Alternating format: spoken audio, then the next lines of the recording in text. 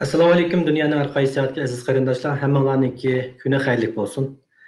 Bugungi bu programmamizda hammanglar bilgandek Qutatqu bilik instituti tarafidan o'rlashtirilgan fan texnika va kelgusimiz programmaki bugungi soni sizlar bilan Ramazon yoki Ro'za bayramida yuz ko'rishdi.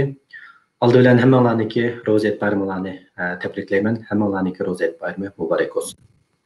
Bugungi bu programmamizda hammanglarniki diqqatini çeken hemmeyle küllük hayatımızda anlayan kesilliklerini biri olan Ming sektesi doğrusu to'xtalamiz.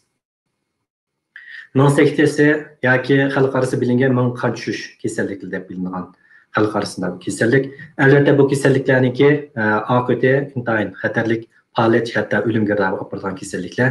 Har qanday bir kasalliklarni bilimiz paydo qiladigan muhim omillar va kasallik sabab bo'lgan omillar. Bu kasallik sabab bo'lgan omillarni aldın bilsek, bunun aldığını işletmeni kıysak, bu keselliklerninki payda oluşunun nispetini azaltılış tamamen mümkün.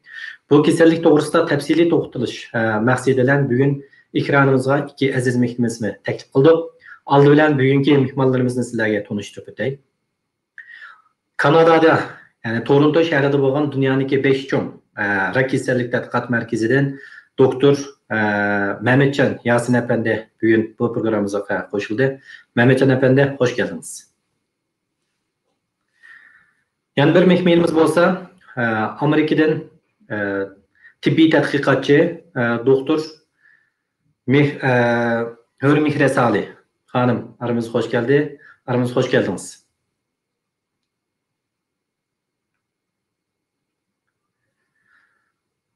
Undaq bo'lsa, mush programmani başlashdan burun men bir narsani aydın o'tishni to'g'ri ko'rdim. Albatta, Hür Mihre xon klinik tadqiqotchi, kendisi de doktor. Unda bo'lganligi uchun hammadan doktorning nima ish qilganligini, klinik tadqiqotniki tadqiqotchilarning nima ish qilganligini asosan bilamiz.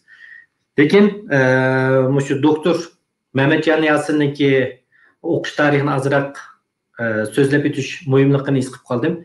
Çünkü rak tadqiqot markazida ishlaydi degandan keyin ya tadqiqotchi degandan keyin bizningki ko'pincha xalqimizning kallasida cho'qim mushrat tadqiqot bilan shug'ullangan klinikal tadqiqotchi yoki doktor deb qaraydigan ahvollar bor. Amaliyotda Mehmetcan Yasin'niki qilayotgan ishi shu rak kasallikni davolashda, diagnoz qo'yishda qo'llangan texnikalarniki qanday bo'lganligi to'g'risida tadqiqot olib bordi. Şunlaşqa shu qisqacha doktor Mehmetcan Yasin'ni tanishtirib o'tishni to'g'ri ko'rdik. Doktor Mehmetcan Yasin 1999-yılı Nanjing Üniversitesi'ndeki elektronluk uçur sistemleri bölümünde baklavurluk unvanını tamamlagan. 2001-yılı Şvetsiya Chalmers Texnika Üniversitesi'de köçme haberleşiş kesbede magistrlik unvanını algan. 2005'ten 2009-yılgacha Kalamorkan Üniversitesi Tibbi elektronik yöneliş boyunca doktorluk unvanını algan. Hazır Doktor Yasin, Mehmetcan Yasin, Toronto'da dünyadaki 5 chong rak kasalliklar merkezinden biri bo'lgan Princess Margaret rak kasalliklar merkezindeki Ming rak tadqiqot markazida tadqiqotchi bo'lib ishlayotdi. Shu programni boshlashdan burun Mehmetcan Efendi, siz mumkin bo'lsa kesbingizniki tibbiy bilan bo'lgan aloqasi to'g'risida bir qisqa tushuncha bergan bo'lsangiz. Chunki bu programmamizniki maqsadlarining biri her qaysi kesipte ishlayotgan bizniki kesipte natija qozongan qarindoshlarimizni ekranga chiqish orqali ma'lum bu jihatdagi masalalarni xalqimizga oydinlashtirish, shundoqla shu kesibni tushunish orqali o'qiyotgan yosh farzandlarimizningki mush kesibda o'qish imkoniyati bo'lish yoki qiziqganlar uchun bir yo'l ochib berishni maqsad qilamiz. Shunlashqa oldi bilan siz shu kesib to'g'risida qisqalam to'xtab o'tgan bo'lsangiz, undan o'zimizning temamiz o'tgan bo'lsak, marhamat. Assalamu alaykum aziz qarindoshlar. Salomlarning yasham kuni xayrli bo'lsin. Bu ikinci qatimliq so'zlash bo'ldi. Birinchi qatimliqqa shu sun'iy aqldan foydalanib rak kasalliklarni tadqiq qilish jihatdagi natijani so'zlagan. Bu qatimliqda shu menga saktisi to'g'riliq tadqiqot, undan keyin davolash to'g'riliq usullar bilan ta'minlamoqda. Meniki doktorluk o'qiyotgan mezgilimdagi ish asosligi shu menga saktisi edi. Bugün so'zlaydigan ish shu uchlimda qo'zg'algan menga qon tomiri kasalligi va uni davolash to'g'riliq so'zliklar. Bu maqola aslida shu Bilim Kuch jurnalida e'lon qilindi yaqinda. Bunga nurg'unlagan o'sha qarindoshlarimiz nurg'unlagan vaqtlarini sarf qildi. Shunday yaxshi bir jurnal bo'lib chiqdi. Buning tafsilotini shu Bilim Kuch jurnalidan ko'rsanglar bo'ldi. Oldi bilan ben o'zimniki shu jihatdagi tadqiqotini, uni keyin ba'zi bir kliniklik jihatdagi ahvollarni so'zlamoqchi.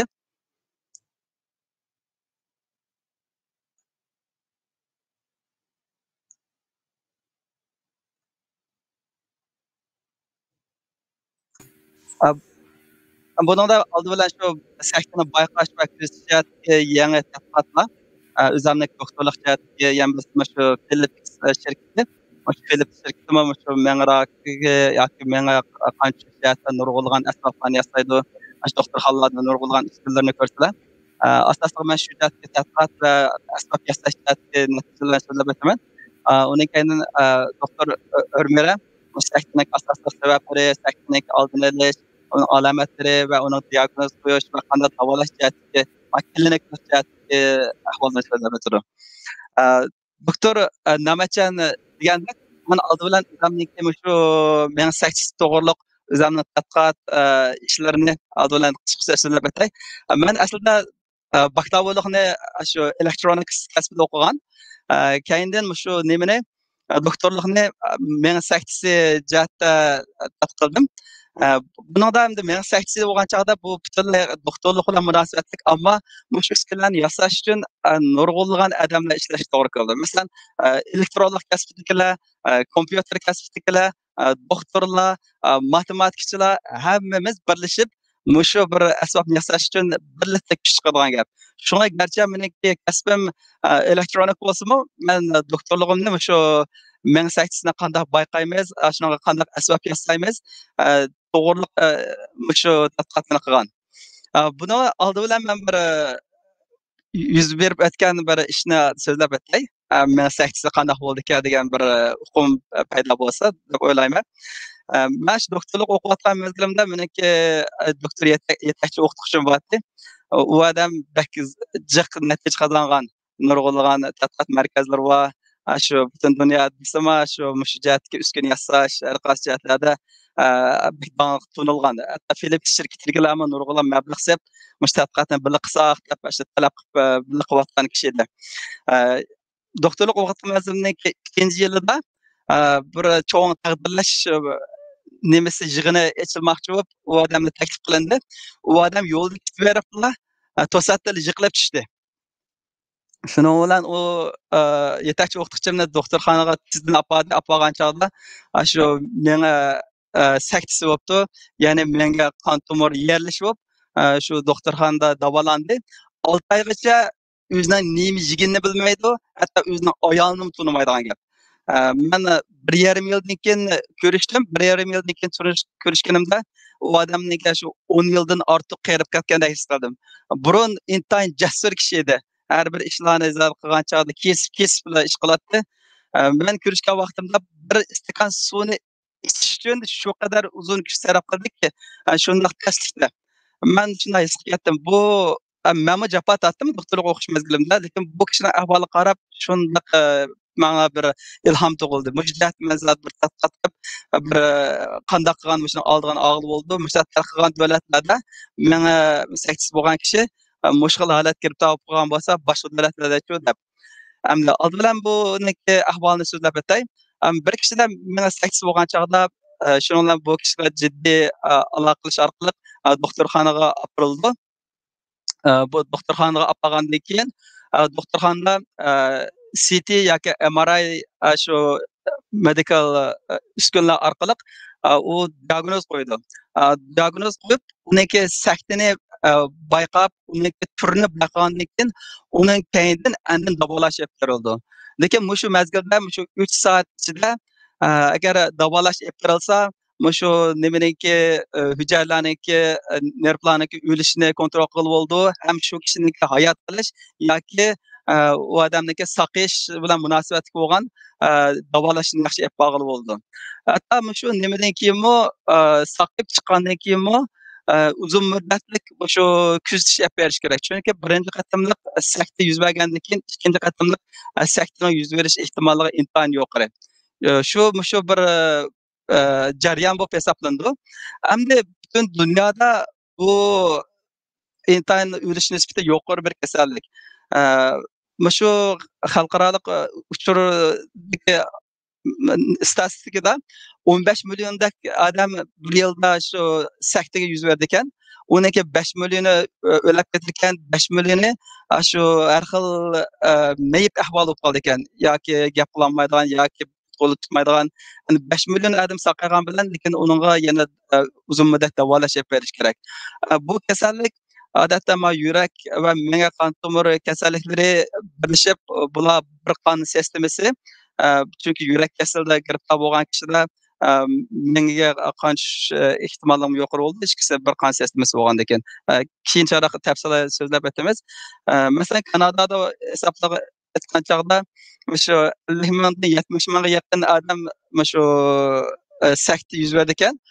Endi buningki iqtisodiy besim shu hukumat keldigan oldingi 6 oyda 50 ming dollar chiqim bo'ldi.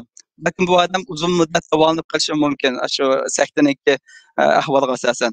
Amerikada o'rta hisob bilan son 10 narsadan yuqoriroq bo'ldi, chunki nüfus 10 narsadan yuqori. Shunga bu intayin chiqimi intayin yuqori, uzun muddat davolanish yapirish kerak. Endi Kanadada bu haqsiz. Shunda bo'lsa agar boshqa Uyg'ur oilalar bo'lgan vaqtida iqtisodiy besim intayin yuqori hisoblandi. Bu saktaniki ikki xil turi bor. Birisi shu qon tomiriniki yerilishi, yana birisi qon tomiriniki to'silishi. Ba'zi bir tibbiy lug'atlarda shu inglizcha stroke deb oldi. Stroke deb olsa, menga qon tushish deb oddiy tarjima qo'yibdi. Azam ba'zi to'rbatlarda shunday qilibdi. Stroke deb olsa, shu men qon tomirining yerilishi, men qon tushish deb oldi ekan. Doktorlar shunday deb so'zlashib qoldi men bilan. Shu aslida bu bir-birisi bilan o'xshamagan ikki xil kasallik bu. Men qon tomirining yerilishi yoki men qon tomirining to'silishi. Shu ikki xilniki davolash usullari bir-biri bilan butunlay o'xshash olmaydigan gap. Shu men qon tomirining yerilishi degan chog'da uni inglizcha hemorrhagic stroke deb ataydi. Bu qon tomirining yerilishi ikki xil ahvol bo'ldi. Birisi shu meniki ichki qismidagi qildam qon tomirlarining yerilishi bo'ldi. Endi shu qildam qon tomirlar yerilgan vaqtida qon meniki ichki qismiga kirib, shuning bilan bu ketishga boshlaydi. Endi bu qatqan qon balkim shu boshmaraqchilik cho'nliqda bo'lishi mumkin yoki bo'lmasa mushtumchilik cho'nliq bo'lishi mumkin. Shuning bilan bu menga besim intayin kuchli bo'lib, endi oksigen uzuqliqqa yetib bora olmaydi. Shuning bilan bundan kelib chiqadigan o'lim intayin xavfi yuqori. Garchi shu qon tomirining yerilishi 10% dan 20% egallasimi va saktaniki. Lekin o'lish nisbati intayin yuqori hisoblandi. Endi bu qon tomirining to'silishi degan chog'da buning ikki xil turi bor. Bu qon tomirlar, qildam qon tomirlarda to'silish yuz beradigan gap. Bu ikki xil to'silish. Birisi balkim yurakning qon qatishmalari menga kelib joylashgan bo'lishi mumkin, yoki bo'lmasa uzun muddat o'sha yog' qismlari shu qon tomirining ichki qismiga joylashib, kalsiyalashib, qattiqlashib, oxir to'silib qolgan ahvol ikki xil ahvol bo'ldi. Shuning bilan bu qon tomiri to'silgandan keyin oksigen yetib bora olmaydi. Oksigen yetib bora olmagan chog'da shu bilan miya hujayraları o'lishga boshlaydi. Buniki CT qismidagi qismi bu holat ko'rildi. Ya'ni buningda ishish ahvollari kelib chiqadi. Shunga bu miya hujayralarniki xatarni shu 3 soat ichida kontrol qila olgan chog'da bu kishiniki saqlash va undaq o'limniki xavfiniki oldini olg'ili bo'ldi. Endi asosliq men tadqiqot jihatdagi ahvolni men so'zlab o'tay. Endi keyingi qismlar asosan klinikal qismlar bo'lib hisoblandi. Bu tadqiqotchi qismidagi so'zlashga maqsad shu Uyg'ur o'quvchilar bo'lsin, yoki tadqiqotchilar bo'lsin, bizmi bu ishlarni qila oladi ekanmiz degan bir tushuncha berish buningda. Ben aldığım nöbet sözlep ötkirimdek bunun jarayonda sözlep ötdüm. Buniki jarayonda şu elektronlik yoki kompyuterchi yoki matematikchi qismlarning odamlarning hammasiniki ashlar bilan birga ishlab mush doktorlarga yordam hisobida usullarni ta'minlab bera oladi. Masalan, meniki bir tadqiqotim nima bo'ldi degan chog'da mush doktorlik o'qigan vaqtimdagi mush mengani modellash undan keyin meniki qismlardagi har qaysi bilimlar bor. Ashlarni meniki conductivity deb qo'ydi. Uniki tok o'tkazuvchanlik o'xshash olmaydigan gap. Uniki ba'zi bir ingliz qismlarini yodimda bor, lekin uyg'urchasini tiqatdim. Uniki gray matter, white matter deb.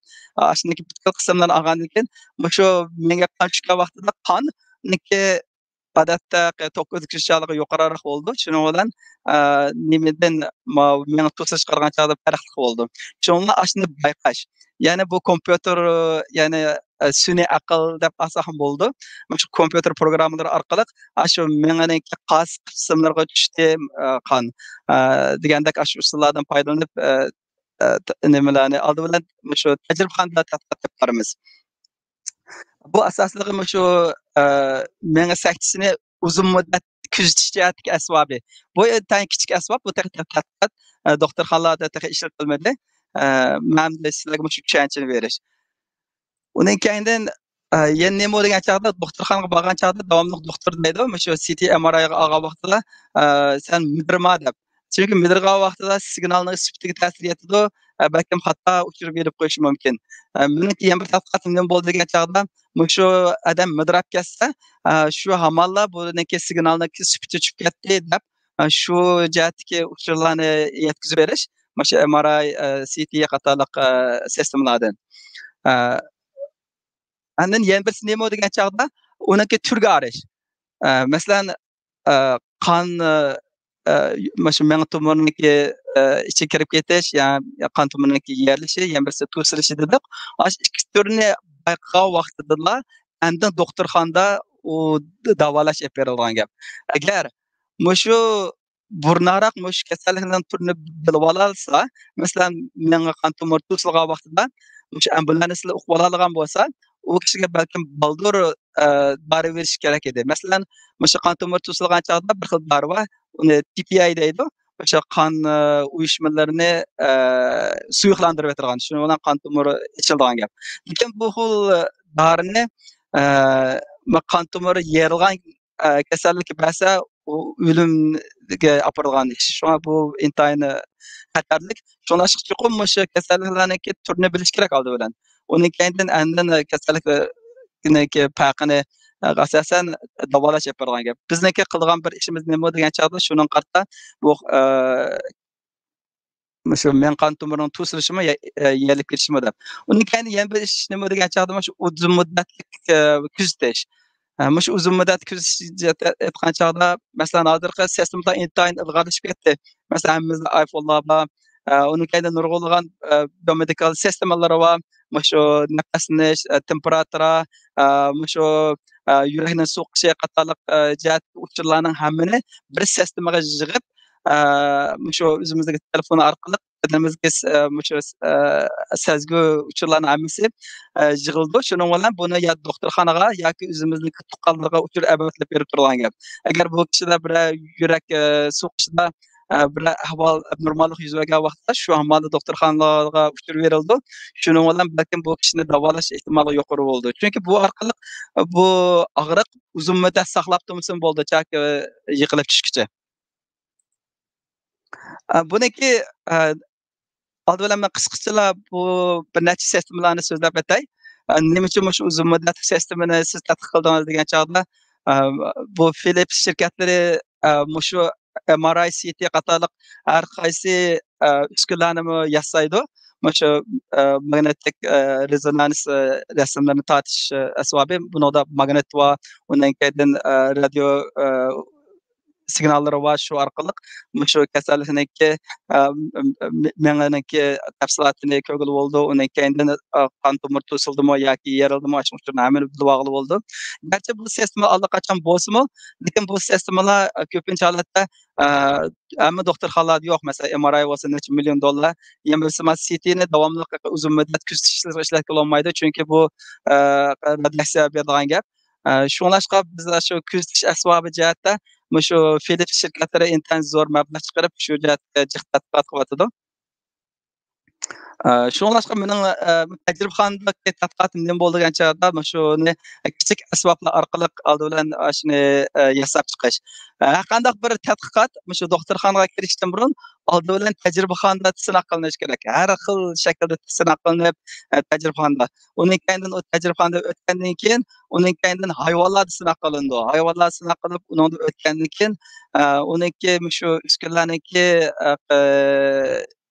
nemisini süptini tekshiradigan ish. Buniki bir tadqiqot nima bo'ldi degan chog'da, masalan shu meniki modeli ichki qismlarda shuniki tok o'tkazuvchilik munosabatli bo'lgan hujayralarning hammasi bor. Masalan, menga yo'lini siyosat deydi, suyuqligi. Menga yo'lini suyuqligi deydi. Shunga o'xshash undan keyin har qaysi bo'laklab meniki shu turlariga asosan shuniki biz modelni ishlab chiqaramiz. Bu shuni matematikchi yoki shu programmachilar qiladigan gap. Undan keyin buniki qattiq detal qismini elektronik qismini qiladigan gap. Undan keyin shu hammamiz birlashib bir sistemani yasab chiqadigan gap. Buning uchun. Buning tafsilotini so'zlasak, bu bir necha soatmi yetishmaydi. Shu intan qisqa o'tmoqchi. Masalan, meniki mush qismida menga qon tushdi deydi. Shuning bilan buni rasmini kompyuterdan 3D shaklda uni rasmini olib oldi. Uniki bir kesma qismini olsak, naq mush qismlarda qon tushibdi deb uni sig'imini, o'rnini shuni bilib olib bo'lgan gap. Buni tajribaxonada o'tgandan keyin buni hayvonlarning sinab qilib bo'lgan. Masalan, itlarda deymiz, sinab qilindi. Menga sakta tushirib buni da qanday qildi degan chog'da oldi bilan shu menga bir qismini evetish to'g'ri keldi. Undan keyin shu qismiga qon toshqizgan gap. Shuni ashni tekshirib, ashni bayqay oldikmi, yo'qmi deb shu orqali ish yaparmiz. Endi bizning tadqiqot qanday bo'ldi degan chog'da nurg'unlagan kishilar birlashib ishlar qilib qolmasdan balkim nurg'unlagan şirketlermi bir projektni tang ishlab bordi. Masalan, Philipsniki baş shtabi Gollandiyada, Gollandiyaninki shu Haytek Campus deb bir yeri bor. Men dastlabda bir haftalik maxsus tadqiqot ishini dastlabda yapgan. Shu vaqtda shu necha 100 shirkat bor ekan shu Haytek Campus deganda. Keyin bir projekt bo'lsa, nurg'ulg'an shirkatlar shunaqa birlashib ish yapara oladi ekan. Undan keyin nurg'ulg'an tajriba uskunalarini, materiallarini hammasi shunaqa shu sistemaga o'zlari yozib qo'yib, hammasi tang shu birga ishlatib oladi ekan shularni.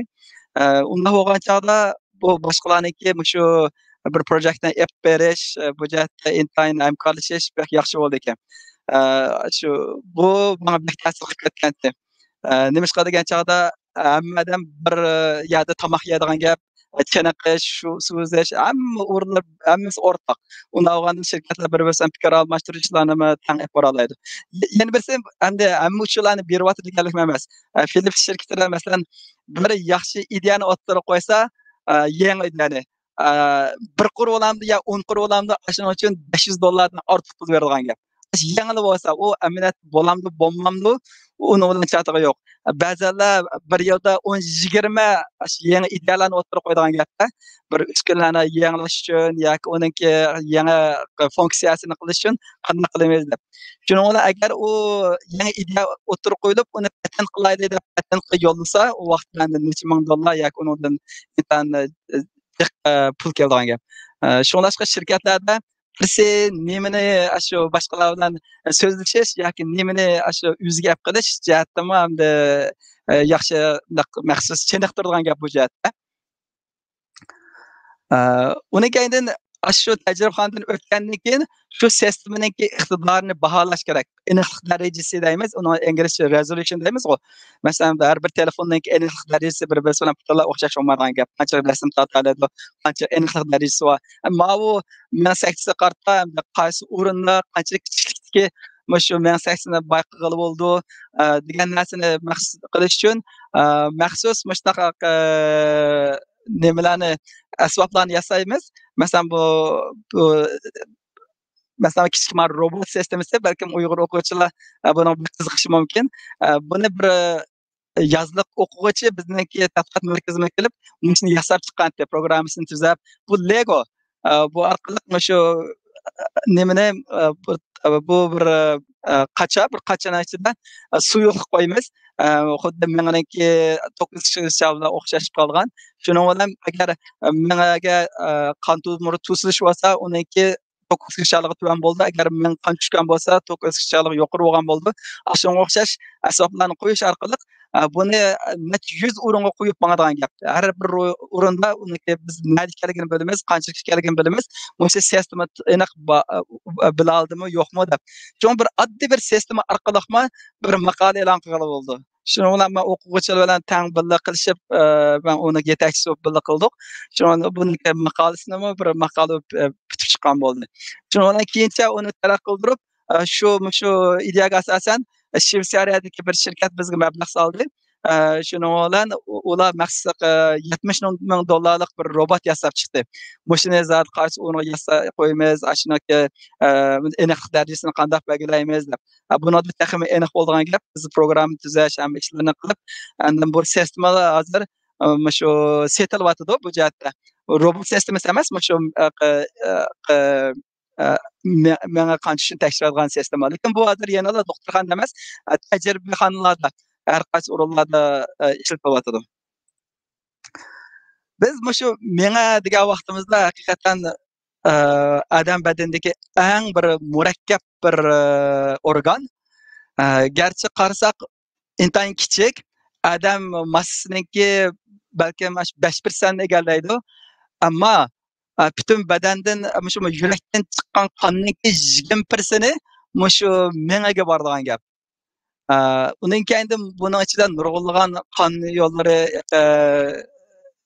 bo'lgan gap. Tumorlar, qildan qon tumorlari deymiz, endi cho'ng tipga yoki qildan qon tumorlar. Shu qildan qon tumorining ichida agar menga aytish yuzagan vaqtida odam badaniga intan xavfli kelgan gap. Bu qildan qon tumorlar nima uchun shu qadar murakkab degan vaqtida odam badaniga qon tomiri sistemlarining hammani shu qildan qon tomirlarni hammani birlashtirsak, shu butun yer sharini 2 qatim yo'gashga yetirgan gap. Amaliyotda biz o'zimizning o qadar murakkabligini normalda his qilmaymiz. Lekin bizniki shu sistema badanimiz shu qadar murakkab. Uning keyindan shu meniki har qaysi qismlarniki funksiyasi butunlay o'xshash olmaydigan gap. Shundan qarata agar mengada qon tushish yoki to'silish yuzagan vaqtida odam badaniga qilgan zaxmisi o'xshash olmaydi. Masalan, odam badaniga mengasiniki oldingi qismini buni frontal lob deydi. Oldingi biligi odamniki shu mijoz xarakteri, diqqatni yig'ish, masalalarni hal qilish qatorliq ishlarni qilgan gap. Uning keyinda maniki yan qismi bor. Sol tarafdagi menga qismi bo'lgan chog'da so'zlashni kontrol qilish qatorliqni qildi. Yana birisi uni anglash, ko'rish degandek. Uning keyinda menga qo'li bo'lgan chog'da odamning hayoti bilan munosabatli bo'lgan yurak so'qish, nafasinish qatorliq ishlar bilan munosabatli. Uning keyinda kichik menga odam bilan ta'minotni saqlash, ishqib bu tafsilotlar emanjaq bu tafsilotlarni shu maqolada ko'rvasanlar bo'ldi. Vaqtniki cheklimiz tufayli men tezroq o'tib ketay. Hozir yarim soat o'tib bo'ldi.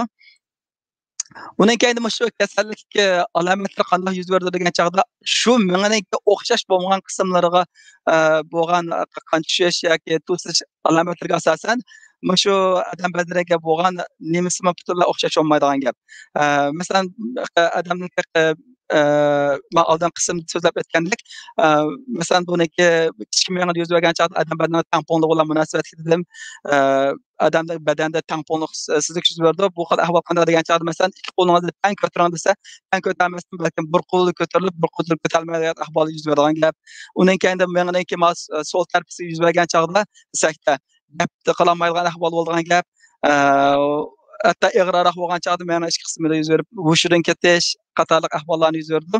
Endi mushu men sakkiz yuz bergan haqida ahvol aslida asosan mushu menga xotirasini yo'qotish qatorliq ahvollar yuz berdi buningda. Shunlashqa normalda bunaqa intayin diqqat qilish kerak.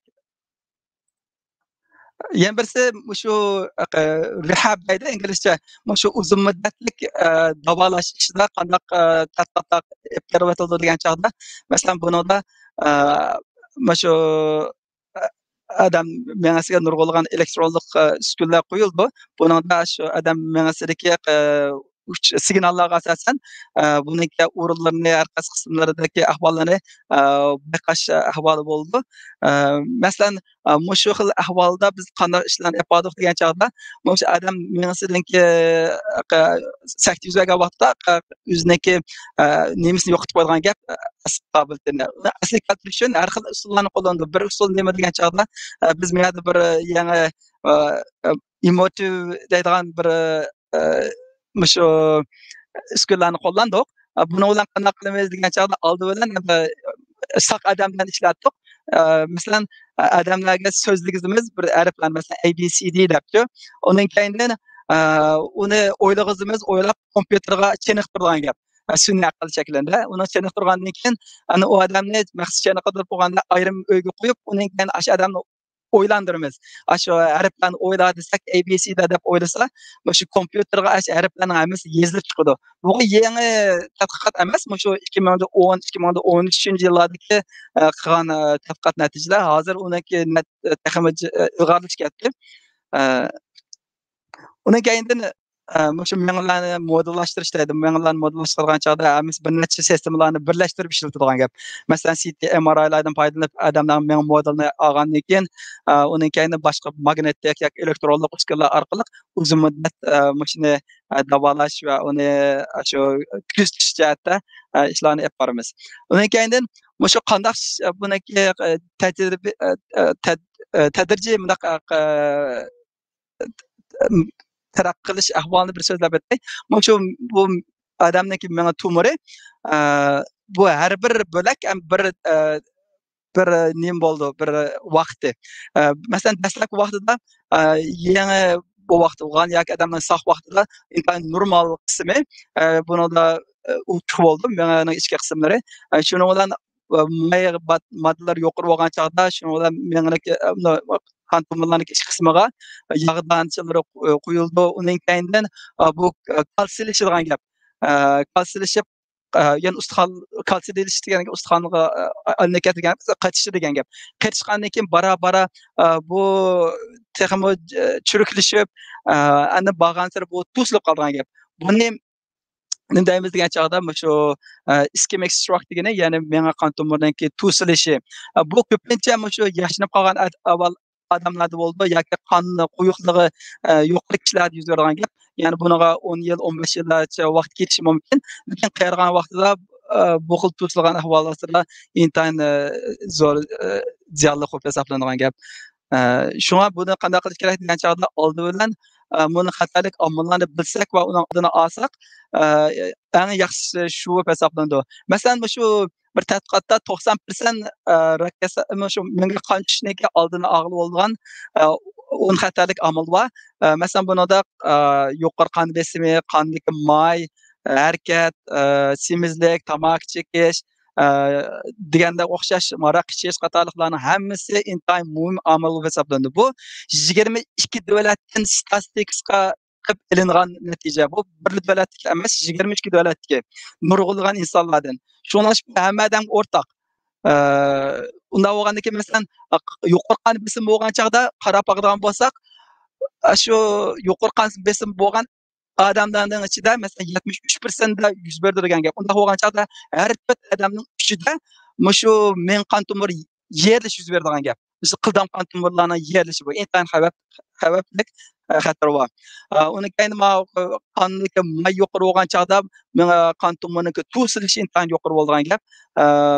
Shunga o'xshash. Shunglashqa biz buniki xatarlik omillarni bilib, uni oldini kontrol qilsak, aslida 80% oldini olg'ili bo'ldi. Shu 10 xil ahvoldan foydalanib o'zimizni diqqat qilsak degan gap. Buni endi klinikalik jihatdagi tafsilotini doktor Hurmira endi so'zlab aytadi. Rahmat Ahmadjon aka. Sizni nutqingiz yaxshi bo'ldi. O'zingizningki tajribalaringiz va bundan oldingi tadqiqotlardan klinik ifodalar va qanday davolash haqida yaxshi so'zlab berdingiz. Endi avval biz saktini qanday oldini olish masalasi haqida bir to'xtalib o'tdik. Bayat Mehmetjon akam degandek, saktining asosiy kelib sabablar bo'lsa, yuqori qon besim, qandagi may, diabet, yoki semizlik va yoki tamok chekish degandek omillar. Shunga biz shu omillarni azaytishimiz kerak. Saktini oldini olish uchun shu omillarni azaytish kerak. Shunga biz qon besimini yaxshi kontrol qilish kerak. Qon besimini kontrol qilishning usullari bo'lsa, semizlikning oldini olish, anandan agar qon besim oldin paydo bo'lgan bo'lsa, dori vaqtida ichish, dori orqali qon besimini kontrol qilish. Anandan qonda may bo'lsa, shu qondagi maylarni ortilgan tomoqlardan paras tutish, anandan bundan yana muhim bir omil badanning og'irligini tushirish, anandan harakatni ko'p qilish degandek omillar. Anandan yemaklik jihatdimi ilib etsaq, yemaklikdan hamda biz ko'katlarni ko'proq yeyishimiz kerak. Mevzularni ko'proq yeyishimiz kerak. Anandan yuqori energiya tomoqlarni ozroq yeyishimiz kerak. Masalan, go'sht turdagi, may turdagi, qand turdagi tomoqlarni iloj bilan ozroq iste'mol qilishimiz kerak. Hamda bizning badanimiz shu go'sht turdagi yemaklarga muhtoj, lekin hamda biz shuningki iste'mol qilishni muvofiq darajada kontrol qilishimiz kerak-da. Hamda shu semizlikni oldini olish uchun, qon besimini oldini olish uchun, diabetni oldini olish uchun va qandagi mayni oldini olish uchun. Endi biz ochlarni oldini ola olsak, anandan saktni oldini ola olgan bo'lamiz. Anandan yana birisiga shu saktninki kelib chiqishdan yana bir omillar bo'lsa, ular nihoyat oz uchraydigan omillar. Shu minglik qon o'smasi. Bu minglik qon o'smasi endi mening hozir qilayotgan tadqiqotim shu sohada. Bu ming qon o'smasi bu amaliyot o'smida tarjima qilingan, lekin amaliyot o'sma emas. U shu ming qon tomirlarininki shu to'qilmalarning bir qadar ojiz bo'lganlikdan qon tomirlar yangi o'sib chiqqan bir endi shaklda endi. Bu odatda 3% atrofli odamlar ko'rildi. Buning asosiy sababi shu tug'mik omillar. Anandan ikkinchi bir sabab bo'lsa yuqori qon besim. Anandan yana boshqa omillar bo'lsa, shu yurak qon tomiridagi masala. Anandan yurak so'qishi balki binormal bo'lgan kishilar shu yurak so'qishi binormal bo'lgandan keyin shu qonlarning harakati binormalsizlashib, yurakda qon nuqtasi paydo bo'lib, anandan bu qon nuqtasi shu bo'yin qon tomirlari orqali oxir menga berib, anandan shu menga qon to'sish degan ahvolni keltirib chiqardi. Endi ularni oldini olishdimi endi shu kasalliklarninki davolash shu asos omil bo'ldi. Endi klinik olib ko'rinishni yana bir so'zlab o'tay. Bayatni Mehmetjon akam avval tavatdi bularni kelib chiqish sabablarini. Shu qon yig'ilishdan kelib chiqqan yoki qon to'sashdan kelib chiqqan. Endi diagnoz qo'ygan vaqtda bu kasalliklarga bir qancha nuqtani birlashtiramiz. Birisiga bemorning kasallik alomatlari.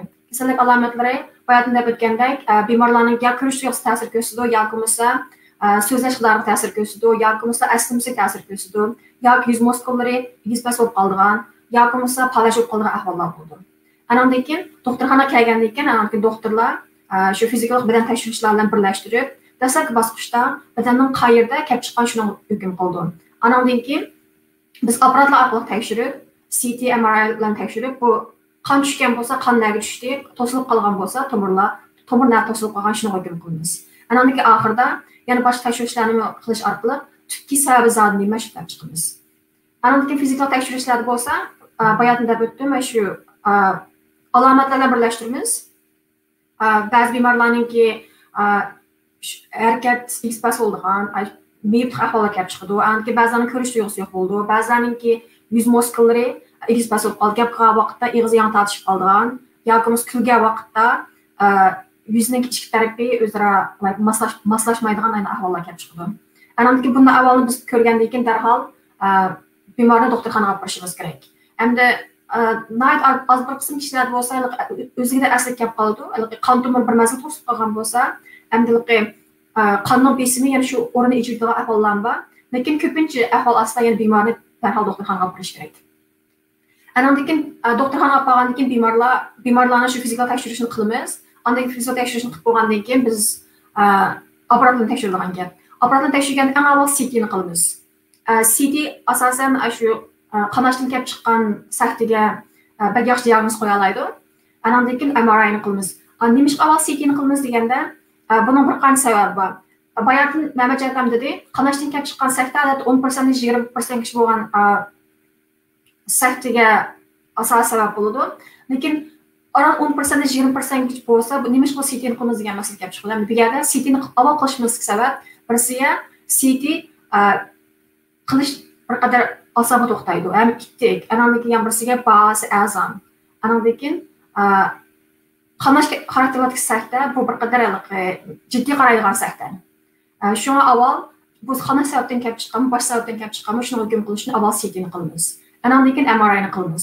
MRI qon to'silishdan kelib chiqqan sahta bir qadar sezgur. Andan keyin buning bahosi qimmat, andan keyin buni qilishga vaqt bir qadar uzun vaqt ketadi. Shunlashqa avval CT'ni qilib, andan keyin MRI'ni qilamiz. Endi keyingi betda tafsiliy rasm bilan tushuntirib qo'yay. Va eng o'ng tarafdagi rasm D bilan va H ni solishtirgan bo'lsak, bu ershikli qanash xarakterida kelib chiqqan sahtininki rasmi. Birinchisi D CT'ninki, H MRI'ninki. MCT qaraydigan bo'lsak, miyadagi oq rayonlarni ko'ramiz. Bu oq rayonlar shu zichligi bir qadar yuqori bo'lgan to'qimlarni ko'rsatadi. Endi bu qonning zichligi shu yurak mingdagi bosh to'qimlarga qaraganda zichligi bir qadar yuqori bo'ladi. Shunlashqa biz bu CT qilgan vaqtda rang oq bo'ladi. Andan keyin biz bu o'xshash kasalliklarni endi MRI qilib qolsak, MRI CT'da bir sezgur emas, qanash xarakterli sahtiga. Shunga MRI'da aldirab ish bo'lmaydi. Endi MRI'da dastlab 24 soatda qanash xarakterli sahtiga asosan hukm qilib bo'lmaydi. Endi 24 soatdan keyin shu qonga rayonlar qechishib yoki bo'lmasa muskullar aldirmay, muskullar dedimi? To'qilmalar aldirmay o'lishga boshlagandan keyin shu rayonning zichligida o'zgarish paydo bo'ldi. Endi keyin MRI'ni ko'ra olamiz. Mana miya qaraydigan bo'lsak, miyada kichik bir munakdak bir narsa bor. Mush o'rinninki qaraydigan bo'lsak, zichligi atrofdan sal to'van. Mush joy shu qanashdan kelib chiqqan shu sahtining o'rni. Andan keyin bu MRI bunda o'rinlarga odatda 24 soatga yaxshi hukm chiqara oladi. Andan keyin qon yetishmaslikdan bo'lgan sahtiga qarab boqaylik, surishtirib boqaylik, endi CT bilan MRI ikkisini. CT qon yetishmaslikdan bo'lgan sahtiga sezgur emas. Qon yetishmaslikdan bo'lgan sahtiningki to'qilmalarninki qon yetishmaslikdan o'lishiga, anandagi shu o'rinlarda o'zgarish paydo bo'lishiga bir mazgil vaqt ketadi. Anandagi shu bemor sahti bilan doktorxonaga kelsa, biz darhol CT qilsak, hech qanday alomat ko'rilmasa, asosan biz buningki shu qon yetishmaslikdan kelib chiqqan sahtiga hukm qila olmaymiz. Andan keyin bosh tekshirishni ilib boramiz, masalan MRI'da. MRI ilib borgan, MRI bir qadar sezgur qon yetishmaslikdan kelgan sahtiga. Bu yerdagi oq rayon qaraydigan bo'lsa, o'sha oq rayon o'rinlar shu qon yetishmagan o'rinlarni ifodalab turadi. Andan keyin biz CT yoki MRI'ni qilibmi bir qadar yaxshi yakunga erisholmay qolgan ahvollar bo'ldi. Undaq ahvolda biz shu CT MRI texnikasiga shu Doppler texnikasi birlashtirilgan bir texnikalar bor. Uni ingliz tilida perfusion imaging deb qo'ydi. Andan keyin mush usulni qilamiz. Buningda shu qonningki to'qimlarga qanday go'zalqa ahvolini ko'rsatadigan bir texnika. Endi miya qaraydigan bo'lsa, CT MRI ashkis buni hukm qila oladi. CTda miyada ko'k rayon o'rinlar shu qon yetishmagan rayonlar. Andan keyin buningki endi shu mush rayonga shu qon yetishmaganlikninki hukm qila olamiz. Endi MRI'da bo'lgan bo'lsa, mana o'ng tarafdagi rayonlar shu qon yetishmagan rayonlar. Andan keyin hozir bu sahtin davolashning usullari texnikadagi yangi texnikalar chiqadi. Bu shu tomir ichidan davolash texnikasida bir texnikalar bor. Bu texnikalar kasallik ish davolay oladi. Endi bemorninki shu bundan keyingi har xil shu sahtinki sahtdan kelib chiqadigan medikni oldini olish uchun nayt yaxshi bir texnikalar bor. Endi shu texnikalarni shu tomirchidan davolashni qilishdan burun shu biz tomirninki shaklini ko'rishimiz kerak. tomurning shaklini CT orqali ko'rib bo'ldi, MRI orqali ko'rib bo'ldi. Ana yana bir texnika bor, o DSA deyildi. Endi CT bilan qilingan texnika CTA deyildi. Shu keyingi A hamda shu nima qartilgan, shu arterialning nimasi qartilgan. Men yer qaraydigan bo'lsak, qon rayonlarning hammasi ming to'qilmasi, endi keyin kulrang rayonlar shu qon tomirini ko'rsatadi. Endi qaraydigan bo'lsak, bular ikki tarafda o'zaro nima deymiz, bir-birlar o'xshaydi. Endi mayon qaraydigan bo'lsak, miya kelgandan keyin qon tomirini ko'rib bo'lmaydi. Bu ham ko'rib bo'lmaslik sabab shu to'silish mishad bo'lg'achqa, buning keynidagi o'ringa qon borolmagan. Andan keyin biz to'silishni mishad kelganini hukm qila olamiz. Andan keyin men miyaga qaraydigan bo'lsak, bu MRI. Bu MRI texnikasi orqali maxsus qon tomirini shaklini biz ko'rsatgan. Endi buni qaraydigan bo'lsak, o'ng bilan so'lni solishtiradigan bo'lsak, o'ng tarafda mana qon tomiri miyoqdan boshlab keyni qon tomiri ko'rinadi. Bu ko'rinmaslik sabab to'silish miyada bo'lg'achqa. To'silish miyada bo'ldi, shu bundan keyingi rayonlar ko'rinadi. Bu shu qon tomiri to'silishdan kelib chiqqanlikning sababi.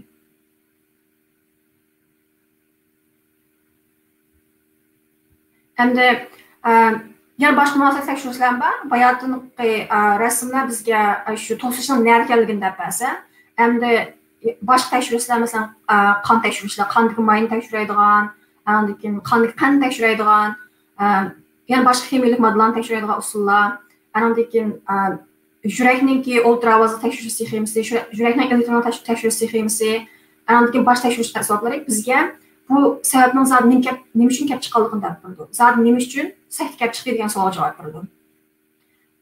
Qon tekshirish orqali agar qonda may yuqori bo'lsa, keyin bayotdagi biz ko'rib o'tgan CTA, MRI shu to'silishning o'rnini bergan bo'lsa, keyin bu demak shu yuqori qon besimdan kelib chiqqan shu qon tomiri qetish kesilgan ekan deb hukm qila olamiz.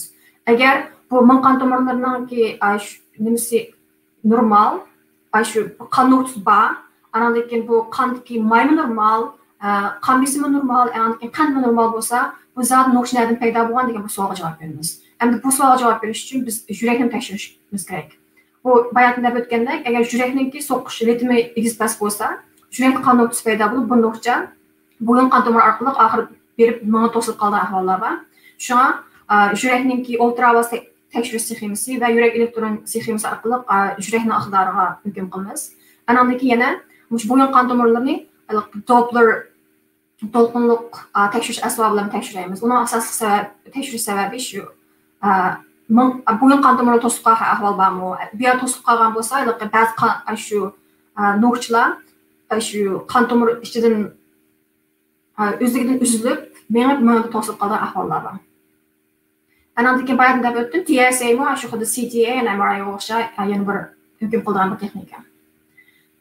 Endi davolash qarab boqaylik. Endi davolash shu qon ichmaslikdan sahti bilan qanash xarakterli sahti o'xshamaydi. Chunki ularning kelib chiqish sababi o'xshash bo'lmagandan keyin davolash shunga qarata o'xshash bo'lmaydi. Avval biz qon ichmaslikdan sahtini qanday davolashga qarab boqaylik. Qon ichmaslikdan bo'lgan sahtini bayotdan Mamatjon deb o'tdi. Shu nuqtani eritadigan shu bir dorini beramiz. Qonni suyuqlashtiradigan bir dorini. Bu dori TPA deb ataladi. Endi bu dorini qanday vaqtda berish intayin muhim. Bu dorini berishning shu 6 mezgili bor. Buni biz 3 soatdan 4,5 soatgacha deymiz. Andan keyin shu 3 soatdan 4,5 soat ishib ketgandan keyin bu dorini bersak, unum ajrashib qolmaydi. Andan keyin bu dorining aks ta'siri unumdan bakrak ustun bo'lib keladi. 3-4 soatdan keyin bersak. Shunga shu 6 vaqtni chang tutib bu dorini berish kerak. Andan keyin bundan keyin yana boshqa davolash usullari bor. Dori bergandan sirt. Hozir bek tanlıq olib ketdi bu usul. Shu qon tomiri ichidan davolash. Buni endovascular procedure deymiz inglizcha. Endi bu kasal odatda Amerikada shu qon tomiri saktini endovascular procedure bilan davolash odatda 70% umumlash bo'ldi. 70% odamlarni shundan davolaydi. Endi qolgan 10% odamlarni mumkin ish turib davolaydi. Endi buni davolashning ikki xil usuli bor. Shu bu neyj orqali qon tomirimizdan shu odatda yodidagi shu cho'ng arteriya orqali neyjni nima yapırmız, mağımızga yapırmız. Mağıga yapırıp bevosita dori bersak ham bo'ldi. Boyadan degan TPA degan dorini bersak ham bo'ldi. Yoki bo'lmasa yana bir xil nation opirib, mishat qon o'qishini qisib turib tatib chiqarsa ham bo'ldi. Buni odatda yurak ichki bilimlarda odatda qo'ldagi tomirni ishlatadi, lekin ming tashqi bilimda asosan o'sha yo'ldagi cho'ng arteriyani ishlatadi. Bu yerdan biz catheter, bir nation edi.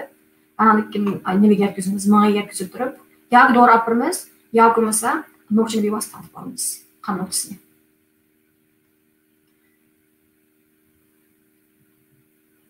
Endi qanaqa xarakterlik sakta qarab boqaylik. Qanaqa xarakterlik sakta buningga kelib chiqsa, buni bayatimi deb o'tdik. Bu yoki bo'lmasa ming qon tomir o'smasining yerlashib kelib chiqdi, yoki bo'lmasa yuqori qon besim bor odamlarga qilqon tomirlari yerlashib kelib chiqqan bo'ldi. Buningga shu buningga bemorlar nima ishlatayotgan bo'lsa, shu sakta kelib chiqqan mazmun ichida shu qon surg'ashadigan dori ishlatayotgan bo'lsa, aspirin turib deymiz, yoki bo'lmasa yuqorisini unutib qolibdimi, dorini gorfin deydigan ko'pinchalarda ishlatadi, shu yurak qon tomir kesib odam. Ashtaki dorilar bo'lsa, darhol to'xtatish kerak bu dorilarni. Andan keyin qon besimini kontrol qilish kerak. Endi qon besimini kontrol qilgan vaqtda qon besimini bakterial tuyitish bo'lmaydi. Qon besimini bakterial tuyatgan vaqtda menga suluqish paydo qoldi. Shunga qon besimini muvofiq kontrol qilish kerak. Andan keyin mana ishlik qon besimini kontrol qilish kerak.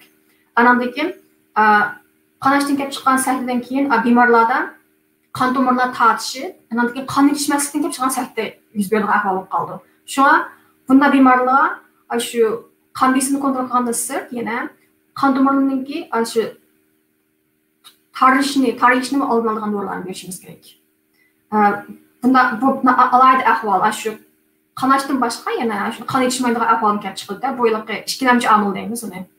Andan keyin yana ba'zi bemorlarda tutqoqlik kelib chiqdi. Shunga tutqoqlikni oldini oladigan dorilarni berish kerak. Tatishib qilish deymiz odatda. Andan keyin qanash xarakterlik saktaninki sababini topgandan keyin andan operatsiya usulidan davolsak bo'ldi. Hamda agar ming qon tomir o'smasi bo'lib qolgan bo'lsa, ming qon tomir o'smasini davolashning bir qancha usuli bor. Ming qon tomir o'smasining cho'ng kishilikka qaraymiz. Hozir agar 3 mm dan cho'ng bo'lib qolsa, asosan bizlar bayatda deb o'tgandek endovascular procedure orqali davolagan bo'ldi. Mana ishni aytishdi. Agar 3 mm dan tuyan bo'lib qolsa, uni shu rayonga shu bayatda degandek national yetkazmak test to'xtaydi. Shunga mana ishni operatsiya qilgan yer. Mana ichib shu rayondagi shu o'smasini shu bo'g'ish to'g'ri keldi. Andan keyin agar 3 mm dan yuqori yoki 3 mm dan yuqori bo'lsa, shu bayatda o'tgandek tomir ichak texnikasidan davolaymiz. Andan keyin boshqa qon tomir kasalliklari bor. Shu arteriya bilan venalar o'rtasida bunaqalikda bevosita yo'l bog'lanib qolgan. Albatta arteriyalar vena bevosita bog'lanmaydi. Arteriya qonlar qildan qon tomirlarga to'qilmalar berib, to'qilmadan anandagi vena kirdi qon tomirlar. Agar bevosita tutishib qolsa, bu bir xatarli ahvol yuz berdi. Shu rayonda to'qilmalar qon yetishmaydi. Yoki bo'lmasa bevosita tutishga o'rlanib, besimdagi yuqori bo'lib ketganlikda ichki yerilib ketdi qon tomirlar. Shunga bunday kasallikni shu vaqtda davolash kerak. Ya'ni buni davolash ikki xil bo'ldi. Shu mana ish bilan operatsiya qildi yoki bo'lmasa qon tomir ichidagi texnikalardan davolash bo'ldi. Andan keyin yana bir texnika bor, hozir magnetik radioaktiv operatsiya. Magnetik radioaktiv operatsiya mamachakam bo'ldi. Buni hozir nimaga menga rakka bakrak ishlatadi bu texnikani. Men qon tomirlarda yaqinlik kengaytiriladi bu texnika, lekin umumyuzlik ishlatilib ketmadi. Lekin bundan keyin kelgusida bak umid bormish texnika bu qon tomirlarni ishlatishga. Anki men bu yerda ko'rsatib qo'yay. Mana shu ming qon tomir o'smasi. U o'smani tarjima qilingan, lekin amaliyotda o'sma emas. Shu normal arteriya shunday tuzmoqsi bo'ladi demaydi. Lekin shu qon tomirlarning irsiya sababli to'qilmaninki bir xil yumshoq bo'lishi yoki bo'lmasa to'qilmaning mustahkam bo'lmasligidan mishadan shu bir bunday bo'sib chiqadi to'qilmalar. Andan keyin bu barg'ansi yo'g'naydi besim bilan. Andan keyin yo'g'nagandan keyin yerilib ketadi. Yerilib ketib shu qanash xarakterli sakni keltirib chiqaradi. Endi buni shu odatda 3 mm dan tuyan bemorlarga shu mingni ishib turib, ya'ni bo'g'ib operatsiya qildi. Andan keyin agar o'rni bak yaxshi bo'lsa, bunga shu bevosita nechni yetkazib bo'lsa, qon tomir orqali uni mingni ichishning hojati yo'q. Shu yo'ldik arteriya orqali shu nechdan yetkazib turib, bu rayonga mush alayda moddalar bor. Shu moddalarni qo'yib qo'ysak bu yerga endi shu qon tomirlar buna işi kirmeydi. Anandakin bu yerga besim egelmeydi. Şunun kan tomiri bevosita mağdu mu yaxtın? Anandakin bu kan tomiri o'smaları yırılmaydı. Endi qisqa xulosalab o'tay sahtni. Sahtninki turi ikki xil bo'ldi. Birisiga qon ichmaslikdan sahta, yana birisiga qanash orqali sahta. Anandakin ikkisiniki sababi o'xshash bo'lmaganlikdan, anandakin buniki davolash usullari ikkisi o'xshash bo'lmaydi. Anandakin diagnoz qo'ygan vaqtda shu asosli birinchilab qilgan narsamiz CT. CT birisiga nait ittik, azan. Bizga ishtiqlarimiz qanashning boy yo'qligini deb turdi. Andan keyin CT'da biz qanashning boy yo'qligini chiqarayotgandan keyin boshqa tekshirishni olib boramiz. MRI yoki bo'lmasa qon tomir boshqa qon tomir munosabatli tekshirishlarni. Andan keyin davolash usuli shu sababi asosan bo'ladi. Andan keyin hamda oldin olish masalasida shu kasallikniki tubki sababini oldin olishimiz kerak. Ba'zi deb o'tgandek qanash xarajatlarning asosiy sababi ya bo'lmasa qon tomir o'smasi, buni oldin aytishliqqa yirik ishni buni oldin davolasi bo'ldi. Ya bo'lmasa yuqori qon besim, qildan tomirlarni yirib ishni kelib chiqadi. Endi bunda shu qon besimni kontrol qilish kerak. Andan keyin qon ichmaslikdan bo'lgan sahna asosiy sabablari bo'lsa shu qondagi may, diabet, semizlik, qon besim, andan keyin shu yurak qon tomir kasalliklari. Endi bu shuning masalada shularning oldini olib kasallikni oldinish kerak.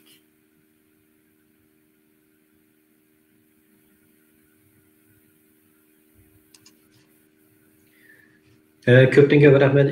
Intayin tafsili yaxshi uchurlarni bildinglar. Ishni men cho'qim xalqimiz bundan yaxshi foydalanadi deb qarayman. Bu programmaningki bir butunlikni saqlash uchun biz tamoman oldi bilan sizlarning hozirlagan narsalarni oldi bilan uqtib bo'lgandan keyin savol javob shakliga o'tishni to'g'ri ko'rdik. Odatda biz program qanchada mazmun shaklida o'tdi. Chunki ma'lumning sizlarning tayyorlagan narsalarni ikki tarafdan berilgan ma'lumotlar uchun bir butunlikni buzmaslik uchun tamoman oldi bilan uchurlarni berish, undan keyin savol javob shakliga o'tishni to'g'ri ko'rdik. Oldi bilan shu Mehmetjon doktordan bir so'rasak, doim kishilarniki so'raydigan savollardan birisi shu. Masalan, CT va MRI ikkisi kirgan chog'da boya siz deb o'tib ketdingiz. Agar bemorning ichiga kirgan chog'da resim tortish uchun meditlab ketib qolsa, sufitga ta'sir ko'rsatadi. Agar haqiqatan meditlab ketib qolgandan keyin bu sufitga ta'sir ko'rsatadi degan gap, demak kasallikka diagnoz qo'yishga ta'sir ko'rsatadi. Sizcha shunday qolgan ahvolda diagnoz qo'yishga qanchalik darajada ta'sir ko'rsatadi? Meditlab ketib qolgan ahvolda.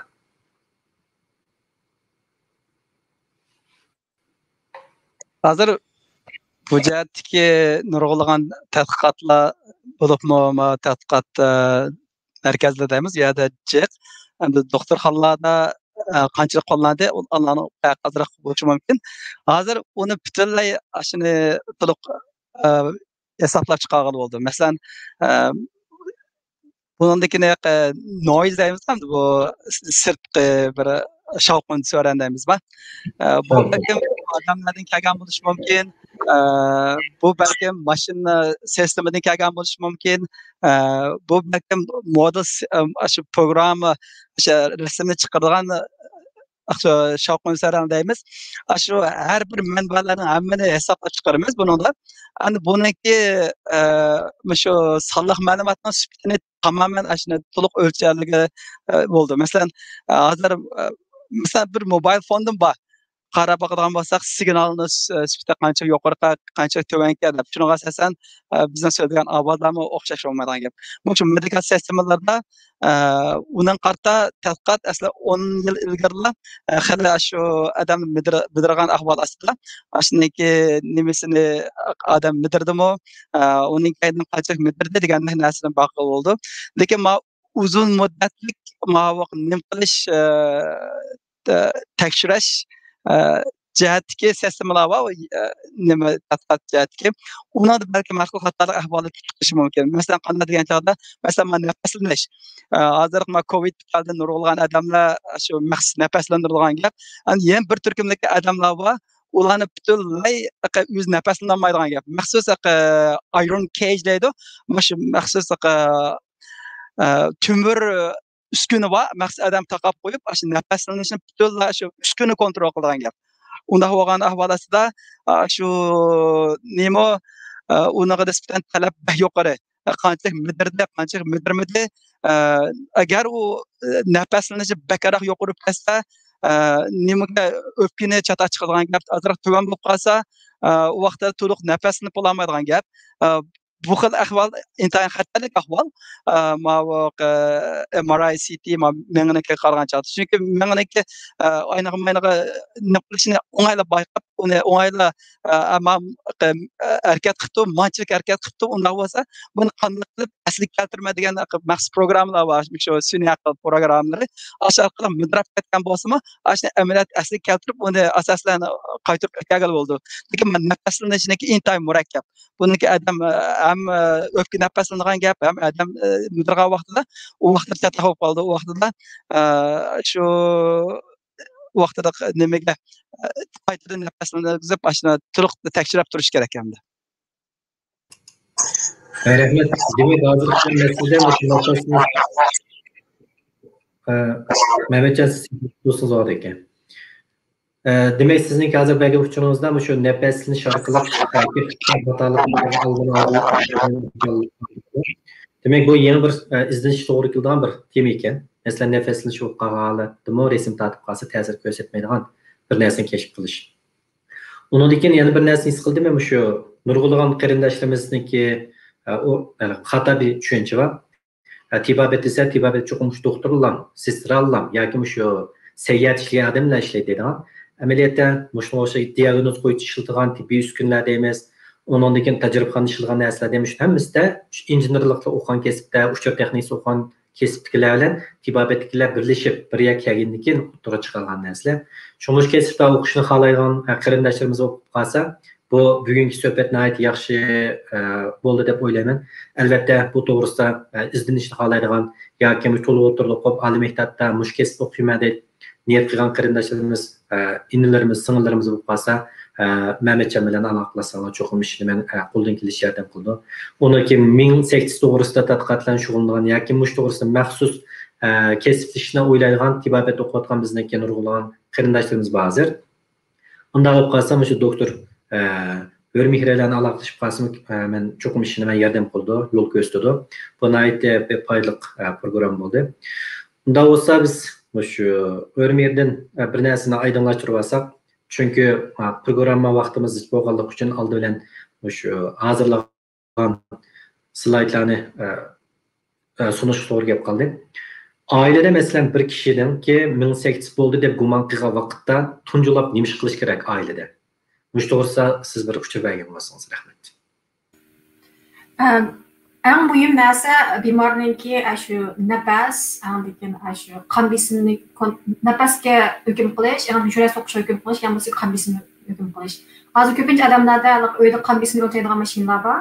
Agar biz ashta bir narsani bayqab qolsak, shu bir oilada bizning bir qarindoshimiz so'zlayotgan vaqtda gapini topolmaydigan, yoki yozmaymoq ketadigan, yoki ko'zi uyon ketadigan, yoki qo'l sezmaydigan, yoki palaj qo'lda ahvol qolsa, biz darhol qon besim o'lchash orqali qon besimini o'lchash kerak.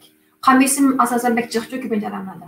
Shunga shu biz balki omillarni o'ylashib turib, shu o'zimiz hukm qiladigan omillar ichida shu omillarni tekshirishga ilojga band qilishimiz kerak. Shu qon besimini o'lchash, yana ham birsiga bemorninki yurak so'qishini o'lchasak bo'ldi. Uyda munosib materiallar, mashinalar bo'lsa, mashina orqali o'lchasak, agar bo'lmasa shu o'zimiz qo'ldagi qon tomirni tutib turib nima qilsak bo'ldi. Andan keyin agar bemorning ahvoli shu davomli yomonlash xarakteri shaklida bo'lsa, darhol doktorxonaga olib borish kerak. Andan keyin bir kasal bor, bu shu sartning oldin mazgil kasal. O kasalni Uyg'urcha qanday tarjima qilganda o'qmadim. Inglizcha transit ischemic attack deydi. U odatda shu 1-2 minut davomlashadi, ishib kelsa 20 soat davomlashadi. Andan keyin azlik kelib qoldi. Shu xuddi sart o'qish alomati bo'ldi. Yig'izmaymoq ketadigan, ko'zmaymoq ketadigan, yoki sezmaydigan, yoki palashib qoldigan. Andan keyin birdan-bir azlik kelib qoldi. Buning sababini bayon deb o'tdim. Shu qon tomirining biroz to'silib qolgan bo'lsa, endi bu qon kili bo'lgan bo'lgandan keyin besim ortib, besim tabiiyki to'silib qolgan ichida o'zidan. Bu ahvol nihoyat ko'p uchraydi, endi o'ziga aslik kelib qoldi. Lekin o'ziga aslik kelib qolsa-mu, endi ba'zi bemorlarda Menimce şu çoxum doktorxana apıb bir tekşürüş kerak. Şu tüpki sebebini bir aydınlaştırıp anamdaki ki muvaffaq doğrular olsa şu doğrunu şu vaqt içib. Rahmet, o'sha manga aytsa, tunji qatimliq qadam intayin muhim ekan. Agar vaqtida uning oldini olsa yoki uni doktorxonaga berib tadbirlarni olsa, palliativ qilish yoki o'lim girdab bo'lib qilishni tamomini oldini olgan, hech bo'lmasa davolash bizga oson bo'lgan ahvol ekan. Kichik qolsak, palliativ bo'lgan hatto o'lim girdab bo'lib qolgan ahvollar bor. Shunashqan qarindoshlarning shunday ahvollar bo'lib qolgan chog'da boya doktor Örmeyirime aniqlab o'tib ketdi. Manda ahvol bo'lib qolsa, tekshirish usulida undan keyin doktorxonaga berishdi. Shuni sal qaramasdan cho'qim doktorxonaga berib, vaqtida buni aniqlab, kerakli dorilarni olish yoki davolash olib berishdi. Intayin muhim ekan. Undan yana bir muhim nuqta bizniki shu Uyg'urlarning orasida menga qancha tushdilar deymiz. Xalqlar shunday deb bildi. Bugungi farqini az to'liq bildik deb o'ylayman. Amaliyot ikkisining ikki xil ekanligini, qanday ahvolda CT'ni ishlatgan, qanday ahvolda MRI'ni ishlatgan to'g'risida. Menimcha bek yaxshi program, nihoyat yaxshi uchurlarni berdinglar. Har ikkalanglarga ko'pdan ko'p rahmat. Agar savol so'raydigan, savol bo'lgan qarindoshlar qolsanglar, so'rasanglar, naq maydonda ikkili doktor savolingizga javob berishga hozir. So'rasanglar bo'ldi.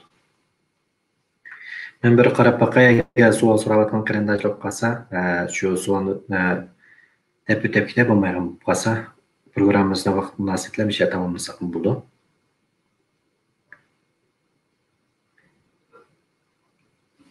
Yana birga baya Mehmetcan deb o'tib ketdi. Shu Xitoy Xo'bilik instituti tarafidan chiqarilgan bilim kuchuniki birinchi sonida bugungi shu ikki mehmonimiz tarafidan yozilgan maqola bor. Bu maqolada intayin tafsiliy tushuntirilgan. Shuningdek barliq qarindoshlarimizniki shu maqolani boshdan oxir o'qib chiqishni tavsiya qilamiz. Bu maqola internetda bilim kuch tor betida qo'yilib PDF shaklida. Uni shunga bilan munosabatli bir qism shu sog'lomlik munosabatli yoki boshqa kesib munosabatli ommabop shaklda yozilgan maqolalar bor. Hammalarniki o'qib chiqishini, bundan foydalanishini umid qilamiz. Agar boshqa savollar bo'lmay qolsa, biz har qanday vaqtda savollarga javob berishga hozir. Shu videoning ostiga savolni qoldirib qo'ysanglar, bizning mehmonlar biz yetkazamiz yoki mehmonlar ko'rsa cho'qim uni javob beradi deb ishonamiz. Agar mush kesibda o'qiyotgan, o'qishni xohlaydigan qarindoshlar qolsa-mu, shu akanglar bilan, achanglar bilan aloqa qilishib, maslahat so'rasanglar, yo'l ko'rsatishni so'rasanglar, cho'qim yo'l ko'rsatadi, maslahat beradi. Davomli o'qish qanday bo'ldi, o'rlab o'qish uchun nima qilish kerak to'g'risida cho'qim yaxshi maslahat bo'ldi deb o'ylayman. Hammalarningki vaqtini chiqarib bugungi programmani ko'rganlar ko'pdan ko'p rahmat. Bularmi bugungi ikki mehmonimizniki dam olish vaqtida vaqtini ayirib, bugungi bu suhbatimizga qatnashib, xalqimiz uchun foydali uchurni berganlik uchun biz programma nomimizdan ko'pdan ko'p rahmat aytamiz. Bundan keyin ikkanlarniki tadqiqot natijalarini texmo unumli bo'lishini, insoniyat uchun foydali bo'lishini chin dilimizdan umid qilamiz. Har ikkanlarniki azizingiz salomat bo'lsin, ishinglar utuqli bo'lsin. Rahmat. Rahmat. Kelasi sonda ko'rishcha hammalar aman bo'linglar. Ko'pdan ko'p rahmat. Alloh emanet. Alloh emanet, rahmat. Alloh emanet.